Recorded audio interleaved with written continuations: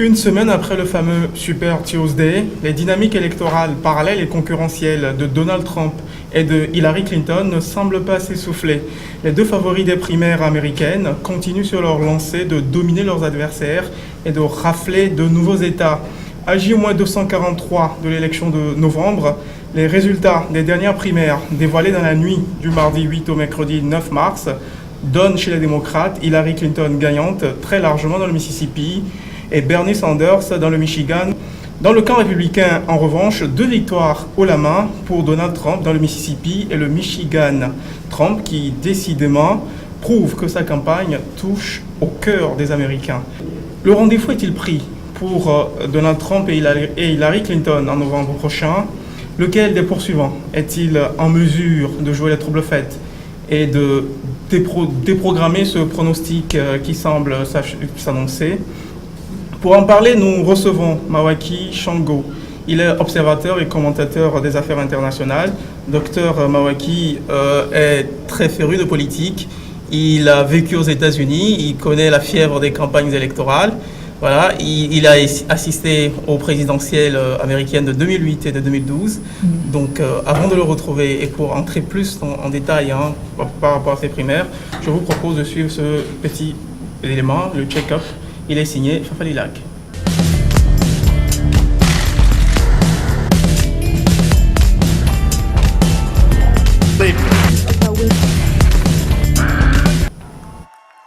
Inarrêtable et irrésistible, la vague Trump continue de surfer sur les primaires républicaines. Donald Trump a engrangé mardi de nouveaux États dans la course à l'investiture républicaine.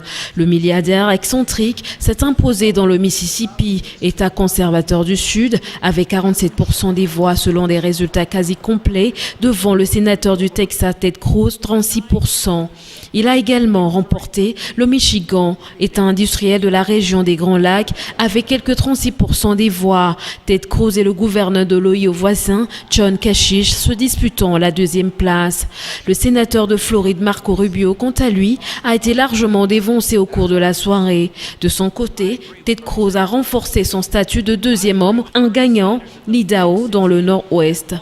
Chez les démocrates, Hillary Clinton gagne très largement dans le Mississippi au sud, mais Bernie Sanders gagne de peu dans le Michigan au nord, même s'il aura besoin de bien plus que le Michigan pour déboulonner Hillary Clinton.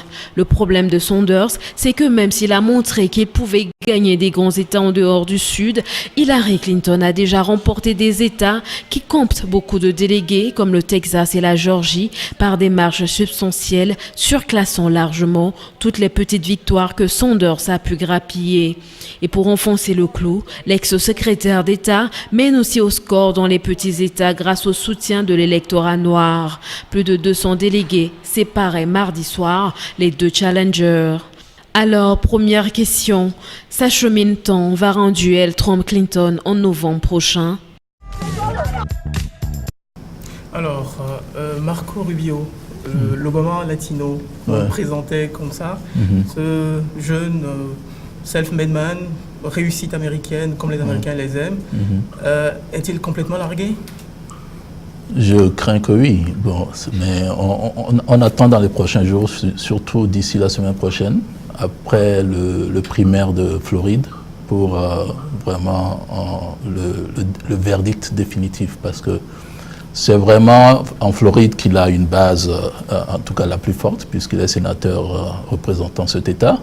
Mais vu les chiffres actuels, ça ne semble pas se présenter vraiment très bien pour lui. Alors, qu'est-ce qui explique ce décrochage de Marco Rubio? On s'attendait à ce que le retrait de Jeb Bush lui ouvre un boulevard, parce qu'il tient un discours assez modéré, il est jeune, il est assez séduisant, ça parle à un certain électorat américain, républicain. Et pourquoi est-ce que le moteur, les mots, les arguments plus modérés ne marchent plus dans le camp républicain? Je pense que Marco Rubio a plusieurs problèmes, parce que c'est vrai que le cas d'école qu'a institué le président Obama est tentant, c'est tentant de Pourquoi ça a marché pour Obama de tenir un discours policé, un discours assez novateur, le parcours, l'homme, on y met tout. On sait les États-Unis, ouais. c'est très bling-bling les campagnes électorales. Et puis ici, le monsieur a un bon bagou, ça passe aussi. Pourquoi est-ce que ça a marché pour Obama et pourquoi ça coince pour Marco Rubio, l'Obama latino aussi? Moi, je trouve que en fait, c'est une mauvaise parallèle de l'appeler Obama latino, parce qu'en fait, n'est pas Obama qui veut. Il faut voir que M. Obama, malgré le fait qu'il soit arrivé à Washington relativement tôt, enfin, il a commencé sa campagne pratiquement un an après être arrivé comme sénateur à Washington. Mais c'est un monsieur qui a quand même mûri selon son approche, sa prise de parole en public, et puis il a choisi de parler un nouveau langage. C'était en quelque sorte un candidat de la, je ne dirais pas de l'insurrection, mais de la nouveauté. Parce qu'il a eu un langage dès le départ qui parlait vraiment aux citoyens américains.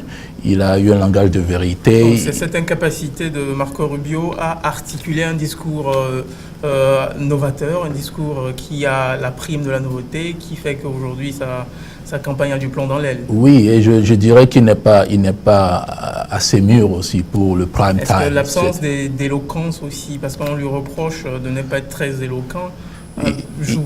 Il va le devenir, j'imagine. Je pense qu'il s'y est pris peut-être un peu trop tôt par rapport à son évolution. Vous le voyez peut-être dans les prochaines années jouer un rôle important? Absolument. Là, il peut émerger comme maintenant le Obama latino dont on parle actuellement. Ok, on peut dire que c'est un jeune qui doit aller à maturation. Ouais. Alors, revenons à présent à Ted Cruz, qui s'assoit de primaire en primaire dans le costume du poursuivant, de celui qui est capable de faire tomber Donald Trump. Est-ce que vous pensez qu'aujourd'hui, il a les moyens? Vous suivez de près cette campagne. Est-ce que vous pensez qu'il est en mesure de renverser la vapeur? Les dés ne sont pas encore jetés, je dirais. C'est possible, mais bien que ce soit improbable, c'est possible. Il faudrait vraiment un retournement de situation assez spectaculaire. Cela dit, Ted Cruz, le problème qu'il a eu, je pense, c'est la candidature de Trump qui était plus ou moins... Les gens ne s'y attendaient pas vraiment parce que Trump a annoncé sa candidature depuis plusieurs élections maintenant et il n'a pas sauté le Rubicon et on n'était pas sûr qu'il allait vraiment se présenter. Or, Trump se présentant, il retire l'air, je fais peut-être de l'anglicisme. L'air du ballon, si on veut, l'oxygène, si on veut. En français, je crois qu'on dit couper l'herbe sous les pieds. Couper l'herbe sous les pieds, oui. Je pense que ça irait mieux comme ça en français. De Ted Cruz, qui était un peu la figure de proue de ce qu'on appelait Tea Party. C'est-à-dire que les gens, tous ceux qui se sont insurgés contre... la gouvernance d'Obama, voilà, un peu droitisé, extrême droitisé, on va dire. Voilà.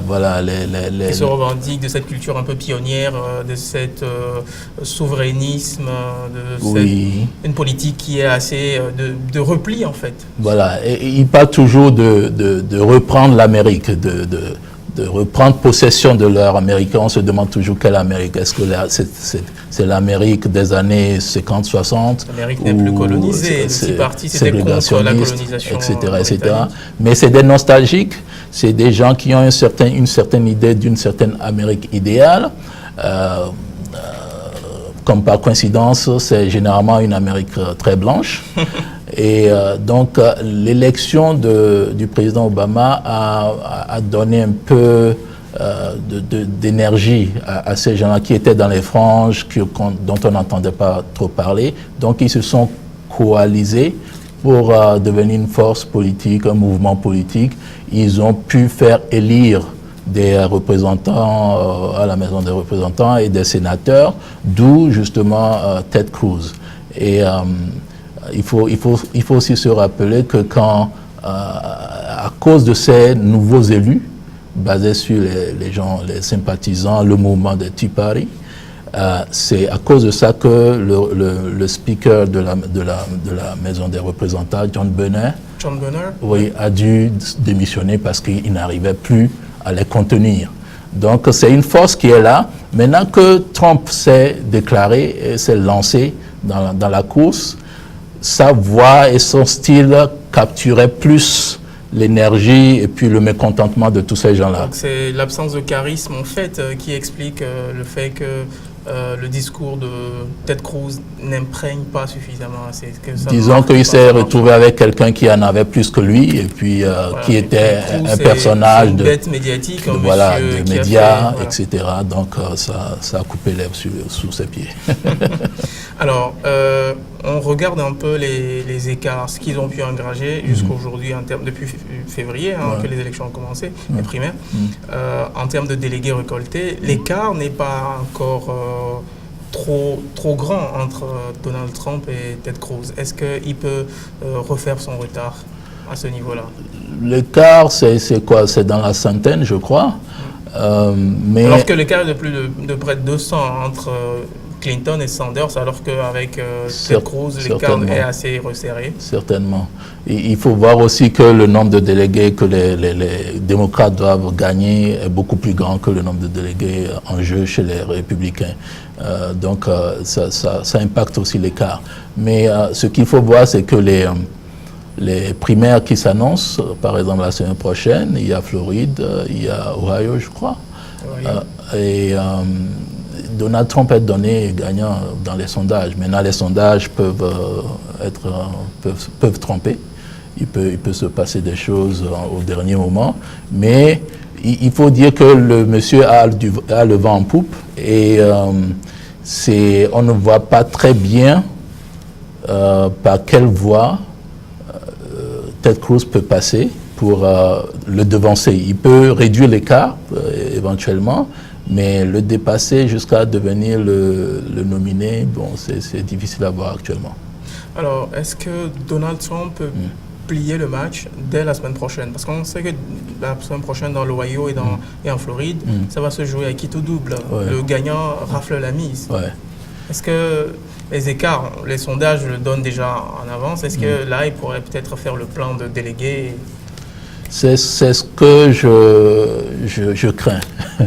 Ça risque d'être le résultat parce que vous aurez remarqué qu'en plus, il tient de plus en plus, enfin, il essaye de dire de plus en plus qu'il est un unificateur. Il tient maintenant un discours un peu d'union. Il veut que les autres franges du Parti républicain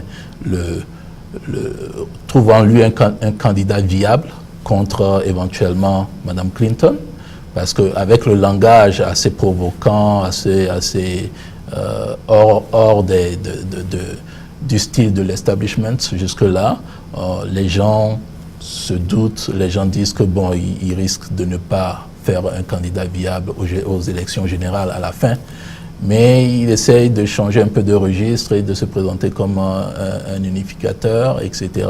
Et je pense que c'est parce qu'il voit la victoire à portée de main. Okay. La bulle Donald Trump peut-il exploser en plein vol? Parce que, comme vous le disiez tout à l'heure, il essaye d'articuler un discours unificateur, de se présenter comme l'homme du consensus dans le camp républicain pour fédérer les siens à la convention, je crois, en novembre, pour les élections, dans la perspective des élections de novembre. Est-ce qu'il est en capacité, on connaît le passif du bonhomme, hein, il a tenu des propos outranciers, injurieux contre la minorité latino, contre les Noirs. Contre les femmes. Contre les femmes. Ouais. Un sexisme évident. Voilà. Est-ce que ça peut marcher après avoir tenu de tels propos? Est-ce que les gens peuvent le prendre au sérieux et l'accompagner à la Maison-Blanche? Ça peut marcher en tout cas jusqu'à la nomination du Parti républicain. Il y a suffisamment de gens et d'enthousiasme, d'énergie dans le Parti républicain, qui est un parti un peu assez, depuis un certain temps maintenant, en crise. Je rappelais tout à l'heure la démission de leur chef de file à la Maison des représentants. C'est un parti en crise, c'est un parti qui, pendant longtemps, n'arrive plus à tenir un discours vraiment dans lequel la majorité des Américains se retrouvent. Ils essayent, ils sont tiraillés, souvent vers leur frange extrême droite.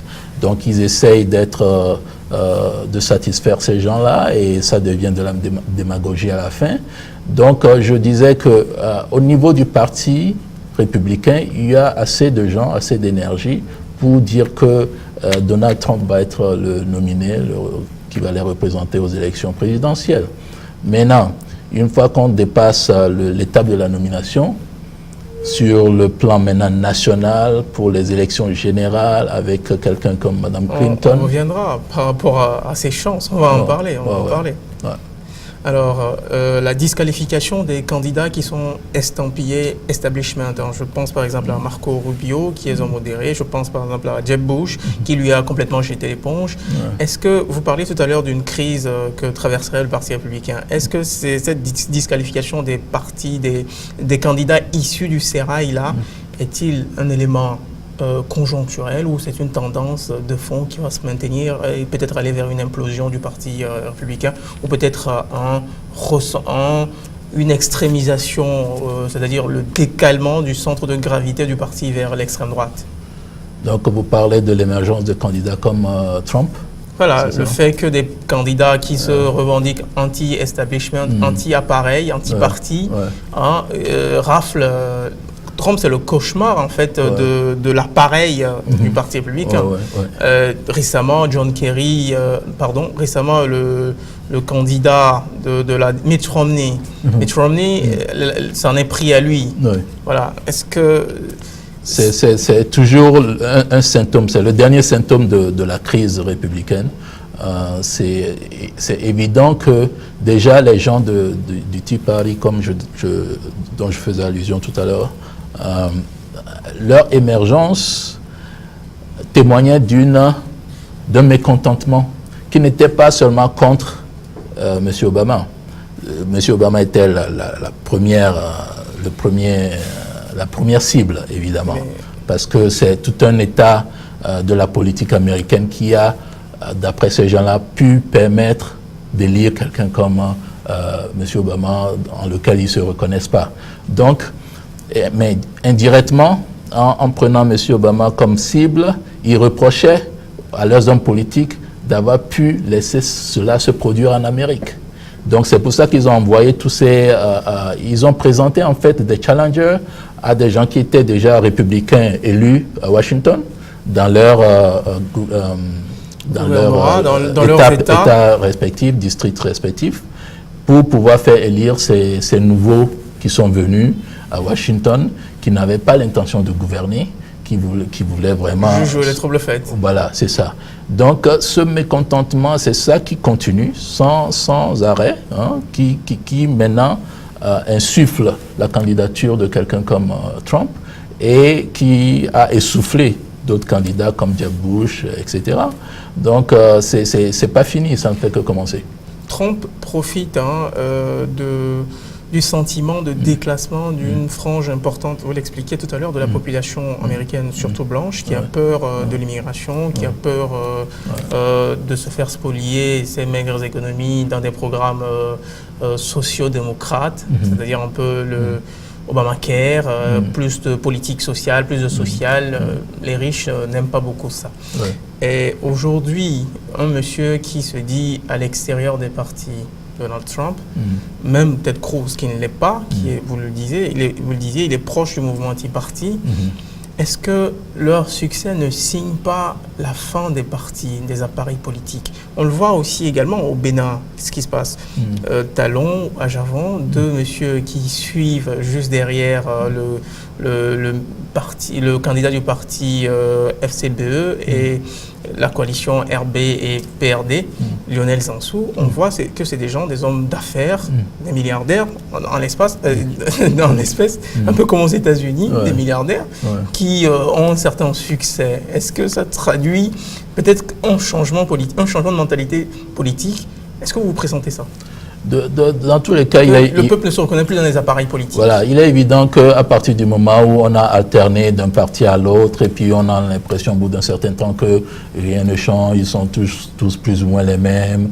Il y a des inclinaisons pour certains types de programmes, avec un parti et pour d'autres types de programmes avec d'autres partis, mais pour l'essentiel, les choses ne changent pas. Bon, l'électorat, si on lui en donne la possibilité, s'il y a de nouvelles figures qui émergent, sera plus disposé et disponible pour tenter d'aller vers ces nouvelles figures. Ça, c'est évident. Mais il ne faut pas aussi oublier, dans le cas des États-Unis, bon, je ne sais pas vraiment si ça va se faire, mais il a encore quelques jours pour se prononcer. L'ancien maire de New York, Michael Bloomberg, je crois qu'il a dit qu'il ne se présentera pas. Il a déjà donné, parce que les derniers trucs que moi j'ai lus, on dit qu'il en a encore jusqu'à mi. L'information est tombée hier. Il ne comptait pas compétir. C'est dommage, il nous a habitués un peu à ça en 2008. Une candidature en indépendant, je crois, c'est ce qu'il envisageait. Oui. Bon, c'est vrai que lui, c'est un gagneur. Donc, il veut vraiment voir tous les voyants verts qu'il va pouvoir gagner. Et quand les analystes lui montrent des choses qui suggèrent que bon, ça va être difficile, il laisse tomber. Mais moi, j'aurais voulu voir quelqu'un comme ça venir, par exemple. Parce que là, ça va être un milliardaire, beaucoup plus crédible, qui a été dans les affaires exécutives de publiques en tant que maire de New York, contre un autre milliardaire. Il paraît que ce que le maire Bloomberg a donné comme œuvre caritative et tout ça, ça fait à peu près la fortune de Trump. Donc, Trump, il a ce style de dire que bon, il est un homme d'affaires qui réussit et tout ça, mais il a aussi beaucoup d'échecs en fait derrière cette image. Donc, ça aurait été bien de voir comment ces deux figures-là vont pouvoir s'affronter, mais bon, malheureusement, le maire Bloomberg en a décidé autrement. Bon, ben, ce sera peut-être Trump-Clinton. Alors, est-ce que le divorce entre le peuple et les élites politiques, c'est-à-dire ceux qui suivent des cursus universitaires et qui vont vers des carrières politiques, est consommé? Est-ce que le peuple ne veut plus des professionnels de la politique? Est-ce que c'est ce qu'il faut dire?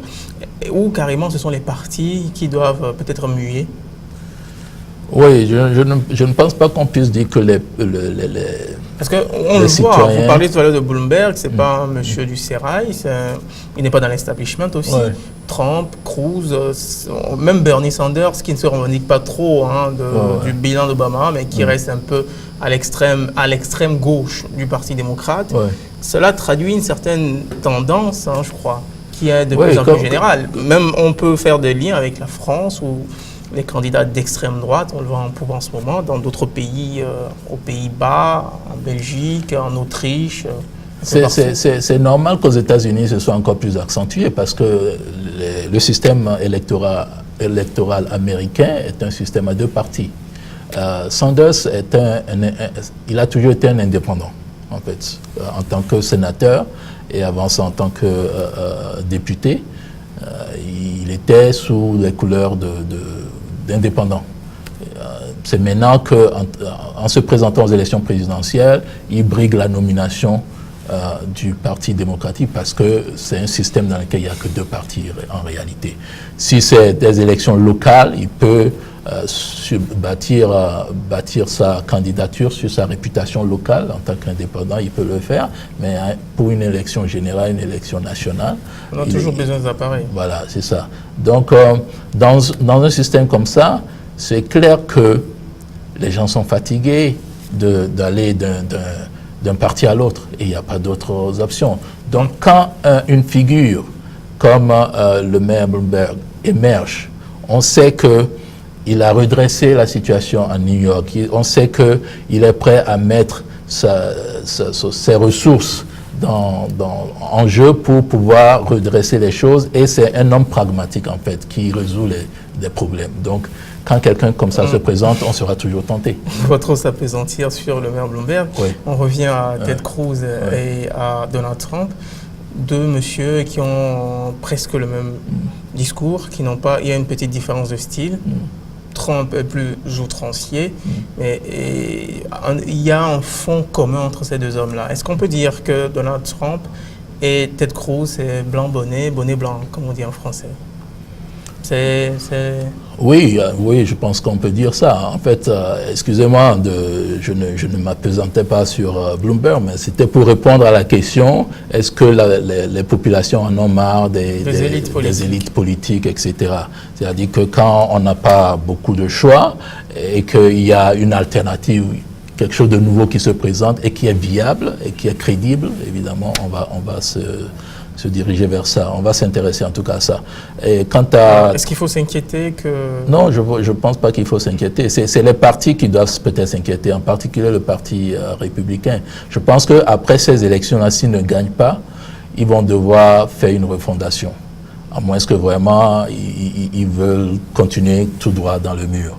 Ce que Marco Rubio, quelqu'un comme Marco Rubio apportait de prometteur, c'est de pouvoir dire que voilà, il est jeune, comme vous avez dit, mais aussi il représente une minorité.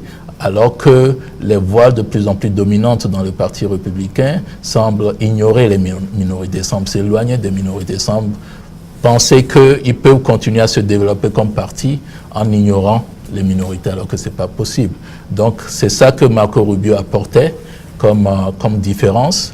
Mais étant donné la situation du parti et le discours dominant, Marco Rubio lui-même a été un peu timide pour embrasser cet électorat modéré là qui n'adhère pas aux thèses extrémistes. Voilà, par exemple pour parler contre Ted Cruz ou Donald Trump. Oui, pour parler par exemple contre le discours dominant concernant l'immigration vers le sud des États-Unis. Il n'a pas été très on a eu une divine surprise de se rendre compte que pour gagner dans un certain nombre d'États, Donald Trump a bénéficié du transfert de voix des hispaniques, alors qu'on devait s'entendre à une antipathie vis-à-vis de ces hispaniques contre lesquels Donald Trump prévoit de construire un mur payé par les frais du gouvernement mexicain.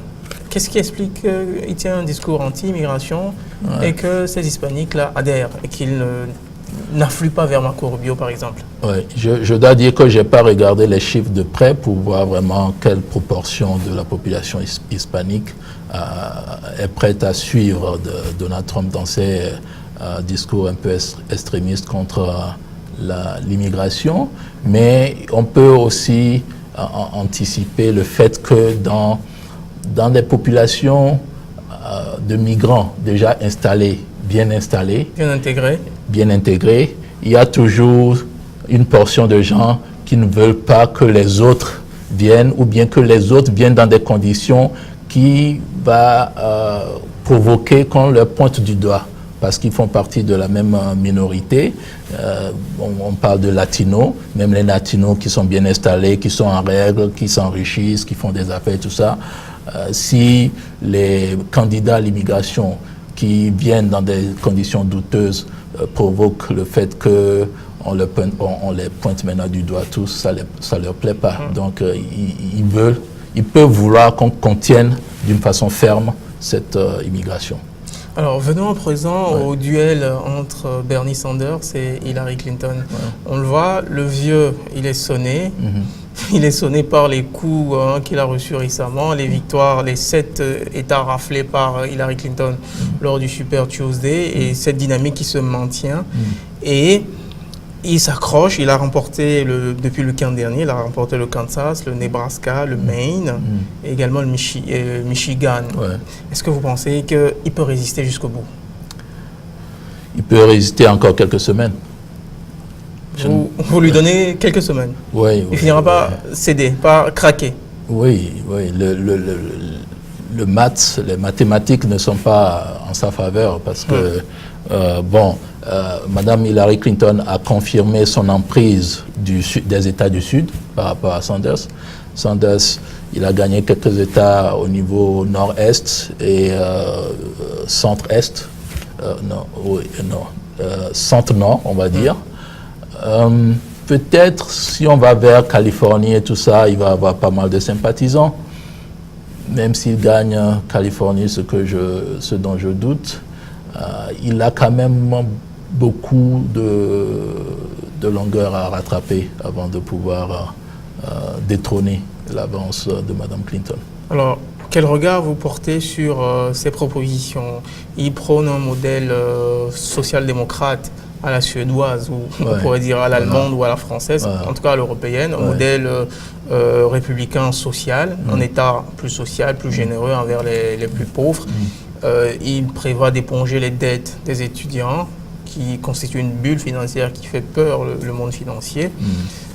Est-ce qu'il y a des éléments pertinents par rapport au diagnostic général de la situation des États-Unis aujourd'hui dans son programme?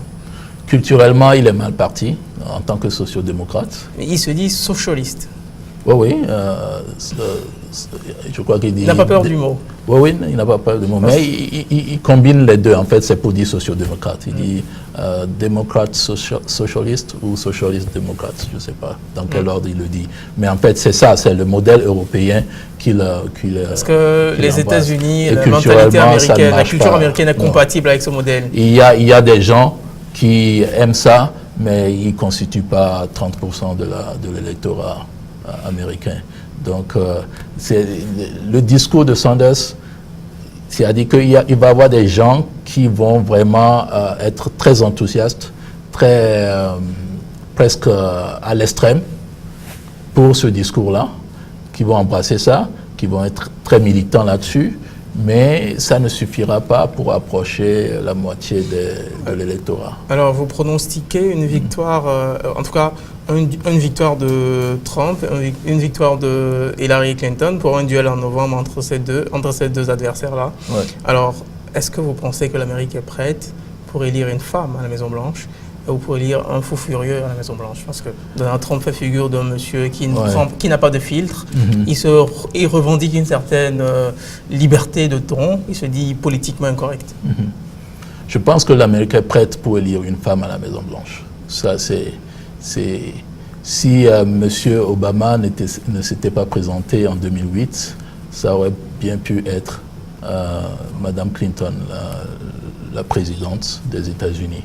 Donc, ça n'a été qu'un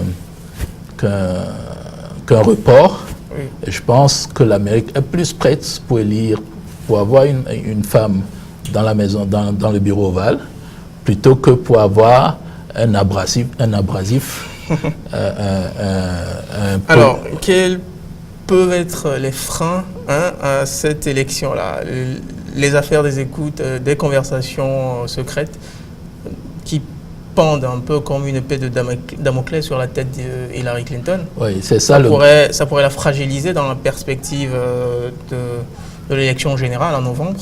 C'est ça la grande inconnue. C'est son talon d'Achille, on va dire. Voilà, c'est-à-dire qu'avec les Clinton, il y a toujours quelque chose que les gens vous promettent qu'ils vont sortir et qui va vraiment faire boum. Mais bon, je me souviens qu'on a dit ça aussi énormément à propos de M. Obama, avant qu'il ne soit même nominé par le Parti démocratique. On le disait inéligible parce qu'il y a tellement de secrets, tellement de choses, par exemple qu'il serait musulman, qu'il aurait fait ceci, qu'il aurait fait cela, qui pourrait, un secret qui pourrait arrêter son élan.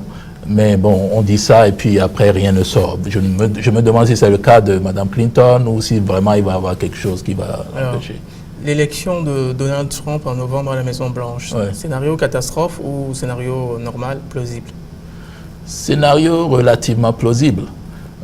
Catastrophe, pas tellement. Pourquoi je dis ça? Parce que en fait, le président ne dirige pas seul les États-Unis. Donc, je pense que s'il arrive à ce niveau où il est élu président, bien sûr, selon son type de caractère, sa personnalité, il va faire des gaffes. C'était un peu comme George Bush qui a précédé M. Obama. Probablement que M. Trump va faire plus de gaffes que M. George Bush. Mais il y aura une équipe autour de lui. Il aura choisi un vice-président. Je suppose que le vice-président ne sera pas de même type de caractère que lui-même. Et puis, il y aura un secrétaire d'État, il y aura plein de gens autour de lui qui vont quand même essayer de rendre la chose gérable et digérable. Donc, bon, il va garder sa personnalité comme ça pour être fidèle à lui-même et puis dire que l'Amérique, c'est un pays d'exception, comme il aime le dire, etc. Bon, il n'est pas le seul d'ailleurs. Alors, est-ce que cette Amérique trumpienne, cette Amérique de Donald Trump, est-ce qu'elle fait envie? Est-ce qu'elle fait envie? Une Amérique qui se ferme sur elle-même, c'est l'impression qu'il donne, construire des murs, alors que l'Amérique a été bâtie comme une nation d'immigration, une nation qui accueille tous les talents qui viennent du monde à la recherche, à la poursuite de ce qu'ils appellent le rêve américain. Élire Trump aujourd'hui, est-ce que c'est signer l'arrêt de mort du rêve américain? C'est ça le problème avec cette éventualité. C'est-à-dire que, évidemment, avec Trump comme président, ce ne sera pas la même Amérique à laquelle on s'attend. L'Amérique perdrait de son éclat? L'Amérique perdrait-elle de son rayonnement international? Vous vous souvenez avec George Bush et l'attaque du 11 septembre et tout ça, et la façon dont, avec Dick Cheney comme vice-président, ils ont géré ça, et tout ça, l'Amérique a perdu un peu de son éclat, a reculé dans les relations internationales. Et ça a été le tremplin de la candidature de M. Obama, d'ailleurs, qui a promis qu'il allait redorer le blason de l'Amérique, qu'il allait être plus ouvert aux concertations avec les partenaires, etc. Donc je me dis qu'avec un président tel que Trump, c'est dans le pire des cas, c'est quelque chose comme ça qui va arriver. Avec la question de l'immigration, il va s'embrouiller avec l'Amérique latine, le Mexique en Mexique, etc. Avec les Européens, il y a déjà des tensions qui se dessinent aussi. Les Britanniques qui entre-temps ont voté au Parlement l'interdiction d'entrer sur le territoire britannique d'un monsieur qui tient de tels propos. Mais je suis sûr que les gens autour du président Trump vont lui faire comprendre que si l'Amérique rentre en conflit avec la Grande-Bretagne, c'est vraiment que l'Amérique n'a plus aucun ami sur Terre. Au moins, ils vont trouver un moyen d'adoucir un peu les discours, d'arrondir les angles, pour que Donald Trump puisse aller faire peut-être un discours à la Maison des représentants à Westminster. L'élection de Donald Trump ressemble à un mauvais scénario de Hollywood, finalement, tel que vous le décrivez. Est-ce que vous pensez que sur des dossiers sérieux comme l'Iran ou la Corée du Nord, il pourrait être capable de prendre des mesures inconsidérées, qui pourraient avoir des conséquences graves? Je parle à présent pour le monde, parce que l'Amérique élit son président pour elle-même, en même temps, elle élit un gendarme du monde. Oui, vous touchez là un point très très sensible. Il faut être pointilleux pour savoir quelles sont ses options en termes de politique internationale, parce qu'il va de la stabilité et de la paix mondiale. Sur la base de ce qu'on sait aujourd'hui et de ce qu'il dit, ses prises de position, ça va être catastrophique. La politique étrangère, en particulier au Moyen-Orient et même en Extrême-Orient, avec la Corée du Nord là-bas, etc., ça va être catastrophique. Ce qu'on peut espérer, c'est que maintenant, c'est-à-dire que si jamais il est le candidat nominé par le parti républicain, et on voit comment les élections, la compétition se passe avec le nominé ou la nominée du Parti démocrate, s'il a vraiment des chances... On est dans le pur scénario de politique fiction, oui, éventuellement. Fiction très plausible. Parce qu'actuellement, c'est les deux qui sont en position de l'emporter. Voilà, c'est ça. Donc, si ce scénario arrive, il va falloir maintenant voir la dynamique pendant l'élection, pendant la campagne de l'élection générale. Qui va-t-on choisir pour entourer Donald Trump? Est-ce que ça va être des gens qui vont pouvoir l'influencer et déterminer sa politique? Il ne risque pas de trumpiser son entourage, ou vous pensez que son entourage va peut-être l'influencer, le modérer dans son discours, le normaliser en fait? Les deux choses sont possibles. Ça va dépendre aussi des ressources qu'a le Parti républicain en tant que tel, parce que il y a les élections, il y a les électeurs qui vont voter, les sympathisants qui supportent tous ces gens-là, mais il y a aussi les notables les personnalités, et même si Dieu Bush a été éjecté très vite, tous ces gens-là ont des réseaux et des ressources pour essayer de pénétrer quand même l'entourage puisque c'est un monsieur qui va représenter maintenant l'ensemble du Parti républicain. Donc, c'est pas sûr qu'il peut toujours en faire à sa tête en tant que représentant du Parti républicain. On peut quand même essayer de le raisonner jusqu'à un certain point. Maintenant, ça reste complètement indéterminé. On ne sait pas dans quelle mesure il va continuer à jouer aux rebelles, à jouer oui, et puis comment je dirais, en tout cas au symbole représentant tous ces gens qui faisaient partie du Tea Party, où il va commencer à devenir quelqu'un qui est là pour gouverner. Le commandant en chef de la nation américaine. Voilà. Merci. Je vous remercie d'avoir participé à cette émission et de nous avoir éclairé de tous ces éléments que vous avez apportés à la compréhension des primaires américaines. Je rappelle que vous êtes Mawaki Shango, vous êtes observateur et commentateur des affaires internationales. C'est la fin donc de ce numéro de décryptage. Merci à vous qui nous avez suivis. À très bientôt pour un nouveau numéro.